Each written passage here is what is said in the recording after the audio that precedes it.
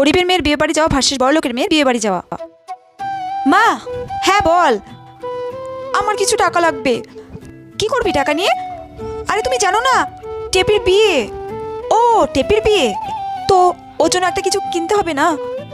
আর আমিও একটা শাড়ি নেবো ওর বিয়েতে পরার জন্য।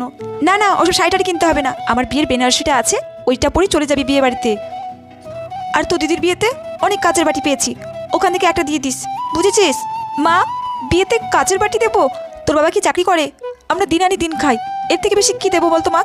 ঠিক আছে মা, বড় লোকের মেয়ে। মম, ও বেবি, আমার কিছু টাকা লাগবে, আমার বেস্ট ফ্রেন্ডের বিয়ে, ওর জন্য ভাবছি একটা গিফট কিনবো। ও বেবি, তোমার ফ্রেন্ড মানে সেই মধুমিতার বিয়ে? Yes mom. আচ্ছা শোনো, তোমার অ্যাকাউন্টে আমি টাকা ট্রান্সফার করে দিচ্ছি, তুমি ওর জন্য একটা সুন্দর দেখে গোল্ড জুয়েলারি নেবে, আর তোমার জন্য একটা দামি দেখে লেহেঙ্গা নিয়ে নেবে। Okay baby? আমার জন্য লেহেঙ্গা কিনবো? Wow mom, you are the best mom, love you.